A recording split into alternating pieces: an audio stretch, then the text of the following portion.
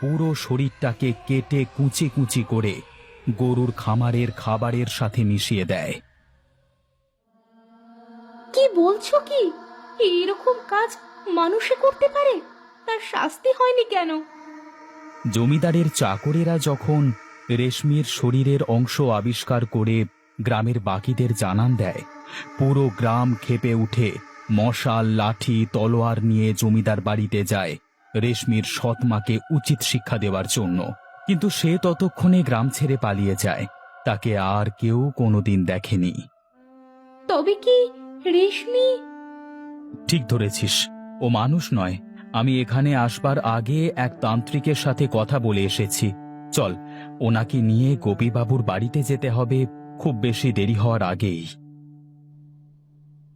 আমি তাড়াতাড়ি সুব্রতদার সাথে বেরিয়ে পড়লাম।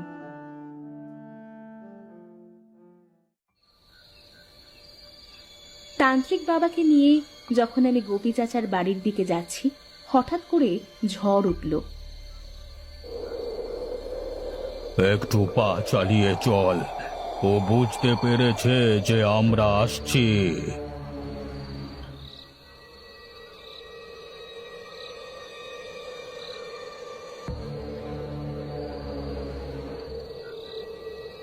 গোপী চাচার বাড়িতে পৌঁছতে উনি আমাদের সাথে তান্ত্রিক বাবাকে দেখে অবাকই হলেন একটু।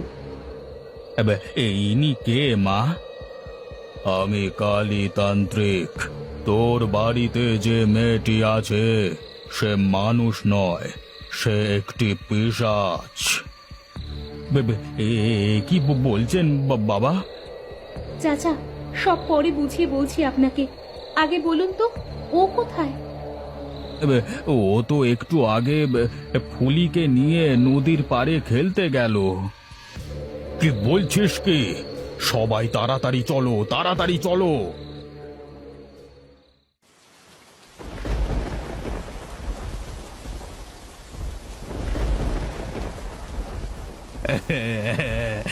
ফুলিমা, ফুলিমা যাস নে, ফিরে আয়, ফিরে আয় মা।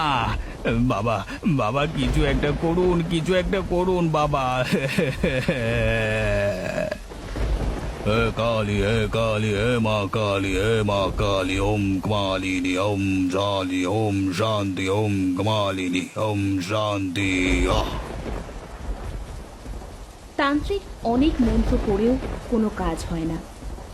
তোমার মেয়ের সাথে ওর একটা গভীর বন্ধুত্ব আছে, যা ওকে আরো বেশি শক্তিশালী করে তুলেছে।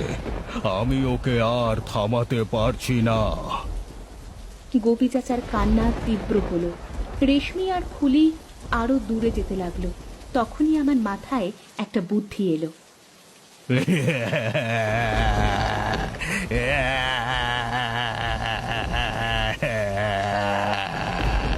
ফুলিমা, ফুলিমা ফিরে আয় মা, ফিরে আয়।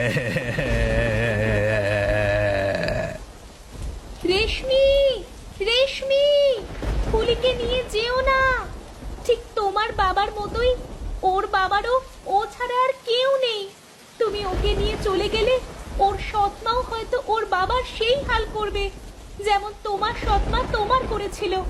তোমার বাবা তোমায় ঠিক যতটা ভালোবাসতেন, ফুলির বাবাও ওকে ঠিক ততটাই ভালোবাসেন। ওর বাবাকে এভাবে কষ্ট দিও না, দিও না রেশমি।